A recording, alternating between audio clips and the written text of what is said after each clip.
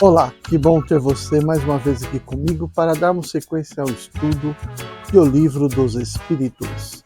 Eu sou o professor Wagner Klein, sou professor de Física e terapeuta holístico, e você está no canal Sob Nova Visão.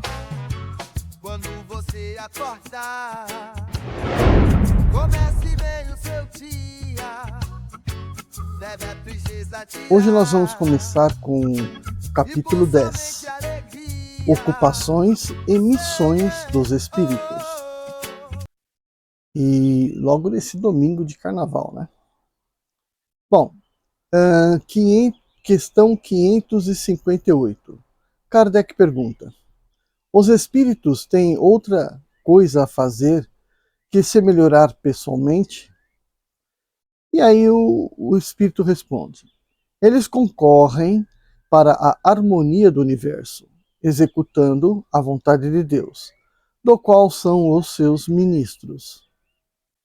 A vida espírita é uma ocupação contínua, mas que nada tem de penosa, como sobre a terra, porque não há fadiga corporal, nem as angústias da necessidade. Questão 559. Os espíritos inferiores e imperfeitos cumprem também um papel útil no universo? Todos têm deveres a cumprir, responde o espírito. O último dos pedreiros não concorre para construir o edifício tão bom como o arquiteto? Aí na questão 560 o Kardec pergunta: os espíritos têm cada um atribuições especiais? Responde: isso quer dizer que todos nós devemos habitar em toda parte e adquirir o conhecimento de todas as coisas, presidindo sucessivamente a todos os componentes do universo. Mas, como está dito no Eclesiastes, há um tempo para tudo. Assim, tal cumpre hoje seu destino neste mundo, tal outro cumprirá ou cumpriu em outra época sobre a terra, na água, no ar e etc. Pergunta Kardec, 561. As funções que os espíritos cumprem na ordem das coisas são permanentes para cada um e estão nas atribuições exclusivas de certas classes? Resposta: todos devem percorrer os diferentes graus da escala para se aperfeiçoar. Deus, que é justo, não poderia querer dar a uns a ciência sem trabalho, enquanto para outros não a adquirem senão com sacrifício. E o Kardec faz uma conclusão. Da mesma forma, entre os homens, ninguém alcança um supremo grau de habilidade em uma arte qualquer sem haver adquirido os conhecimentos necessários na prática das partes mais íntimas dessa arte. Questão 562. Os espíritos de ordem mais elevada, não tendo nada mais a adquirir, estão no repouso absoluto ou têm também ocupações? E aí responde o espírito: que queríeis que eles fossem durante a eternidade? A ociosidade eterna seria um suplício eterno. Continua Kardec na mesma questão: qual a natureza de suas ocupações? Aí ele responde: receber diretamente as ordens divinas, ordens de Deus, transmiti-las em todo o universo e velar pela sua execução. Questão 563. As ocupações dos espíritos são incessantes? Resposta: incessantes, sim, se entende que seu pensamento está sempre ativo, porque eles vivem pelo pensamento. Mas é preciso não comparar as ocupações dos espíritos às ocupações materiais dos homens. Essa atividade mesma é um prazer, pela consciência que têm de serem úteis. O Kardec na mesma pergunta: isso se concebe para os bons espíritos? Mas ocorre o mesmo para espíritos inferiores? Responde o espírito. Os espíritos inferiores têm ocupações apropriadas à sua natureza.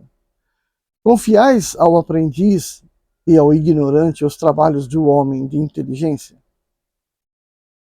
Questão 564. Entre os espíritos, há os que são ociosos ou que não se ocupam com alguma coisa útil? Resposta: sim, mas esse estado é temporário e subordinado ao desenvolvimento de sua inteligência. Certamente há, como entre os homens, os que não vivem senão para si mesmos. Mas essa ociosidade lhes pesa, e cedo ou tarde o desejo de avançar lhes fazem experimentar a necessidade da atividade, e eles são felizes em poder se tornar úteis. Falamos dos espíritos que alcançam o ponto de ter consciência de si mesmos e de seu livre-arbítrio, pois em sua origem são como crianças que acabam de nascer e que agem mais por instinto que por sua vontade determinada. Pergunta 565. Os espíritos examinam nossos trabalhos de arte e se interessam por eles? Resposta: eles examinam o que possa provar a elevação dos espíritos e seu progresso. Questão 566. Um espírito que teve uma especialidade sobre a Terra, um pintor, um arquiteto, por exemplo, interessa-se de preferência pelos trabalhos que foram objeto de sua predileção durante a vida? Resposta: tudo se confunde num fim geral. Se ele é bom, interessa-se tanto quanto lhe seja permitido se ocupar para ajudar as almas a se elevarem até Deus. Esqueceis, aliás, que um espírito que praticou uma arte na existência que o conhecestes pode vir a praticar uma outra em outra existência? Porque é preciso que ele saiba tudo para ser perfeito. Assim, segundo seu grau de evolução, pode não haver mais especialidade para ele. É o que entendo, dizendo que tudo se confunde num fim geral. Notai ainda isto: o que é sublime para vós, em vosso mundo atrasado, não é senão criancice perto dos mundos mais avançados. Como quereis vós que os espíritos que habitam esses mundos onde existem artes desconhecidas para vós admirem isso, que para eles não é mais que uma obra de escolar? Eu disse, eles examinam aquilo que pode provar o progresso. E aí o Kardec, na mesma questão, pergunta: concebemos que deve ser assim para os espíritos mais avançados, mas falamos dos espíritos mais vulgares e que não se elevaram ainda acima das ideias terrestres. E aí o espírito completa: para estes é diferente, seu ponto de vista é mais limitado e eles podem admirar aquilo que vós mesmos admirais. Aí na questão 567. Os espíritos se misturam algumas vezes em nossas ocupações e em nossos prazeres? Ele responde: os espíritos vulgares, como dizes, sim, estes estão sem cessar ao redor de vós e tomam no que fazeis uma parte, algumas vezes, muito ativa, segundo sua natureza. Isso é necessário para impedir os homens nos diferentes caminhos da vida, excitar ou moderar as suas paixões. E então o Kardec vai fazer uma consideração. Os espíritos se ocupam das coisas deste mundo em razão de sua elevação ou da sua inferioridade. Os espíritos superiores têm, sem dúvida, a faculdade de considerá-las em seus menores detalhes, mas eles não o fazem senão naquilo que é útil ao progresso. Só os espíritos inferiores ligam uma importância relativa às lembranças que estão ainda presentes em sua memória, e as ideias materiais que estão ainda apagadas. Pergunta 568. Os espíritos que têm missões a cumprir, cumprem-nas no estado errante ou no estado de encarnação? Resposta. Eles podem tê-las em um e em outro estado. Para certos espíritos errantes é uma grande ocupação. Questão 569. Em que consistem as missões de que podem estar encarregados os espíritos errantes? Resposta.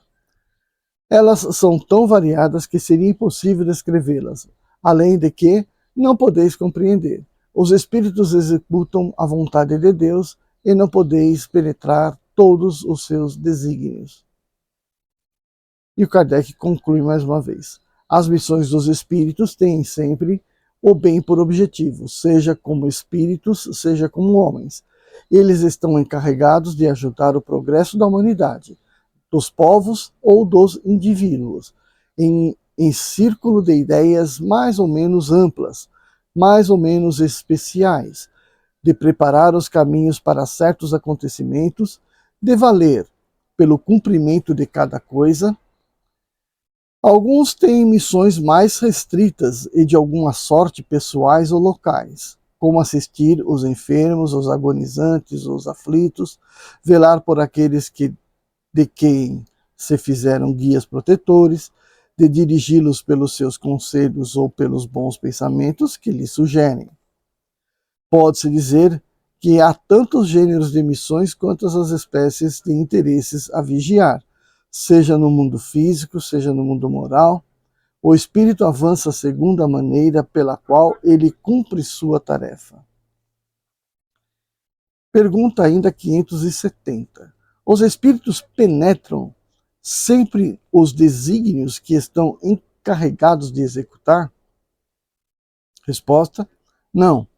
Há os que são instrumentos cegos, mas outros sabem muito bem com que objetivo agem. 571. Não há senão os espíritos elevados que cumprem missões? Resposta: a importância da missão está em relação com a capacidade e a elevação do espírito. A estafeta que leva um despacho cumpre também uma missão, mas que não é aquela do general. Questão 572. A missão de um espírito lhe é imposta ou depende de sua vontade? Resposta: ele a pede e fica feliz de obtê-la. A mesma missão pode ser pedida por vários espíritos? Sim, frequentemente. Há vários candidatos, mas nem todos são aceitos. Questão 573. Em que consiste a missão dos espíritos encarnados? Resposta: instruir os homens, ajudar seu progresso, melhorar suas instituições por meios diretos e materiais, mas as missões são mais ou menos gerais e importantes. Aquele que cultiva a terra cumpre uma missão, como aquele que governa ou aquele que instrui. Tudo se encadeia na natureza ao mesmo tempo em que o espírito se depura pela encarnação. Ele concorre sob essa forma para o cumprimento dos caminhos da providência. Cada um tem sua missão neste mundo, posto que cada um pode ser útil para alguma coisa.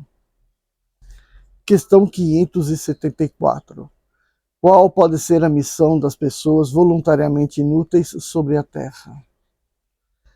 Resposta: há efetivamente pessoas que não vivem senão para si mesmas e não sabem se tornar úteis para nada.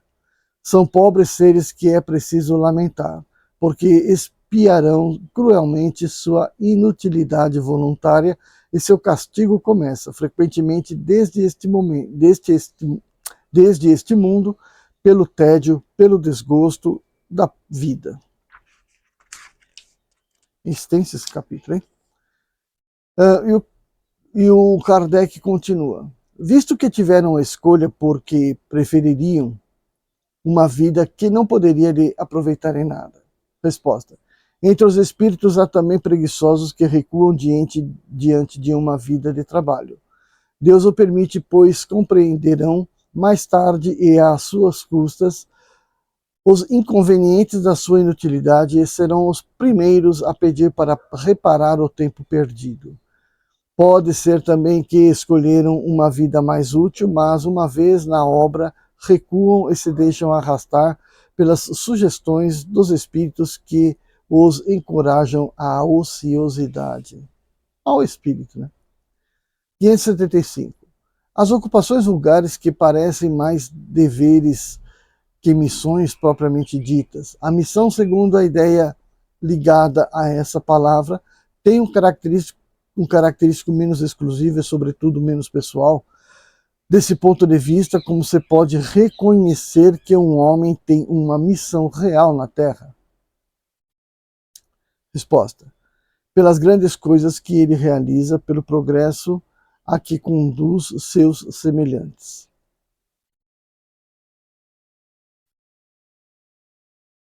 Questão 576.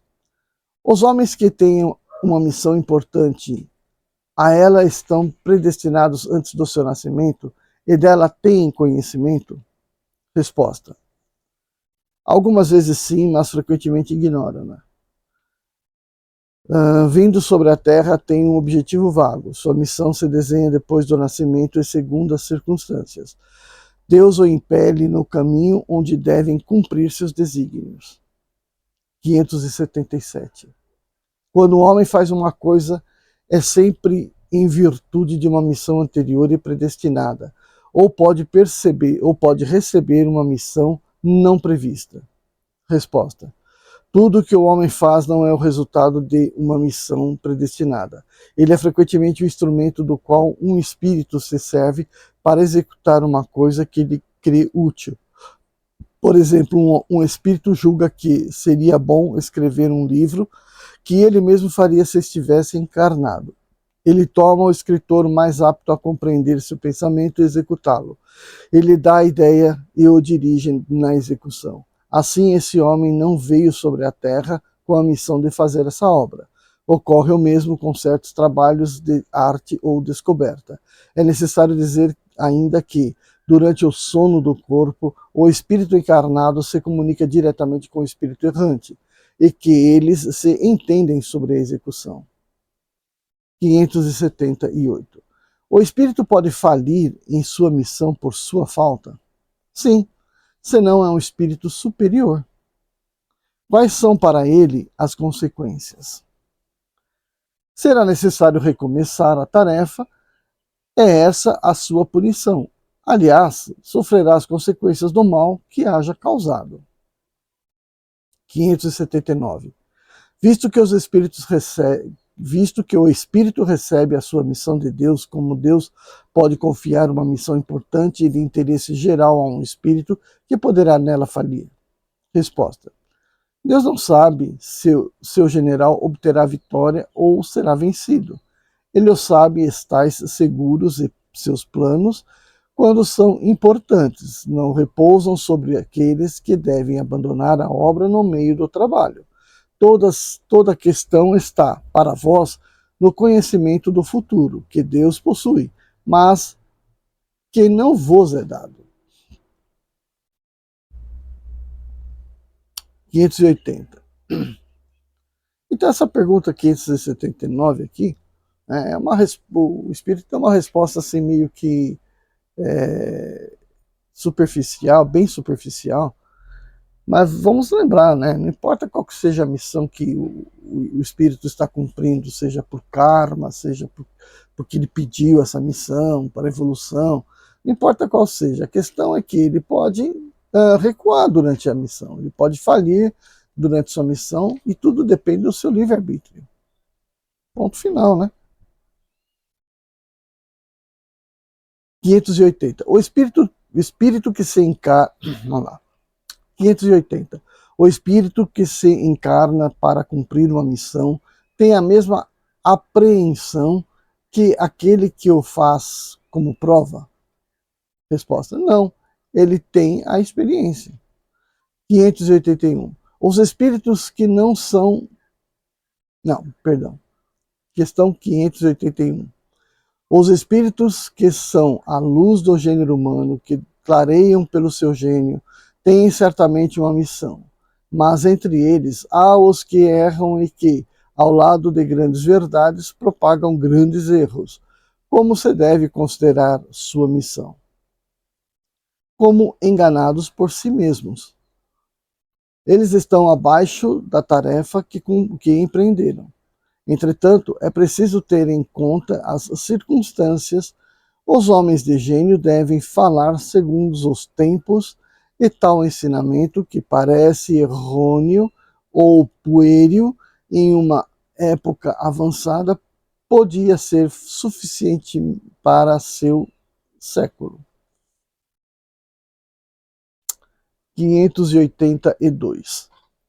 Pode-se considerar a paternidade como uma missão? E a resposta é sem contradita uma missão.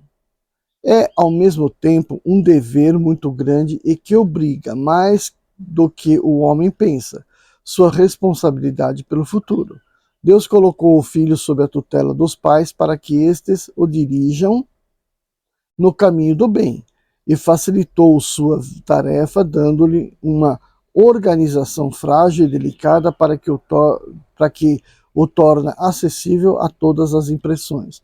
Mas há os que se ocupam mais em endireitar as árvores do seu jardim e fazê-los produzir muitos e bons frutos, que endireitar o caráter de seu filho.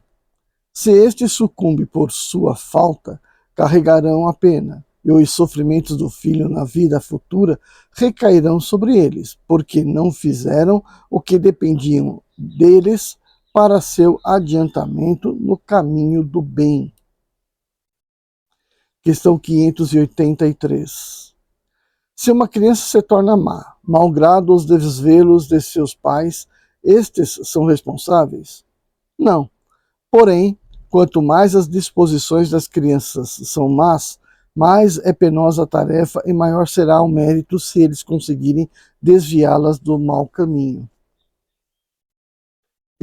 Aí o Kardec, na mesma questão, pergunta: se uma criança resulta um bom sujeito, malgrado a negligência ou aos maus exemplos dos pais, estes retiram algum fruto? Aí a resposta é: Deus é justo. Aí fica no ar a resposta, né? Questão 584. Qual pode ser a natureza da missão de um conquistador que tem em vista senão satisfazer a sua ambição e que, para atender o seu objetivo, não recua diante de nenhuma das calamidades que arrasta para atrás de si?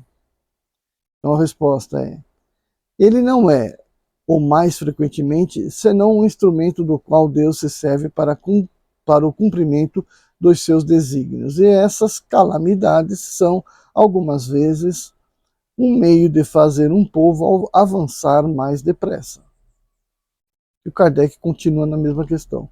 Aquele que é instrumento dessas calamidades passageiras é estranho ao bem que delas pôde resultar, visto que não visava senão um objetivo pessoal, não obstante aproveitará desse bem? Resposta: cada um é recompensado segundo suas obras, o bem que quis fazer e a retidão de suas intenções. Eu acredito que aqui, né, ele colocou num escalão aqui de importância, né, porque acho que maior importância está nas intenções, né, do que simplesmente no que acabou tendo como resultado. Mas cada um é recompensado segundo o que fez, né? E quais intenções aplicou nisso. E aí, finalmente, o Kardec faz uma reflexão para esse capítulo. Os espíritos encarnados têm ocupações inerentes à sua existência corporal. No estado errante ou de desmaterialização, essas ocupações são proporcionadas ao grau do seu progresso. Uns percorrem os mundos, instruem-se e se preparam para uma nova encarnação. Outros, mais avançados, ocupam-se com o progresso, dirigindo os acontecimentos e sugerindo pensamentos propícios. Assistem os homens de gênio que concorrem para o adiantamento da humanidade. Outros se encarnam com uma missão de progresso. Outros tomam sob sua tutela os indivíduos, as famílias, os aglomerados, as cidades e os povos, dos quais são os anjos guardiães, os gênios protetores e os espíritos familiares. Outros, enfim, presidem os fenômenos da natureza, dos quais são os agentes diretos. Os espíritos vulgares se misturam às nossas ocupações, aos nossos divertimentos. E os espíritos impuros ou imperfeitos esperam nos sofrimentos e nas angústias o momento em que praza a Deus proporcionar-lhes os meios de avançar. Se eles fazem o mal, é por despeito ao bem, do qual não podem ainda gozar. Bom, gente, então a gente fica por aqui no capítulo 10. Voltamos com o capítulo 11. Deixe seu like, comente, compartilhe e vamos levar esse assunto a mais pessoas, assim como você e eu, que queremos estudar e nos aperfeiçoar nos conhecimentos do mundo espiritual. Tchau, tchau.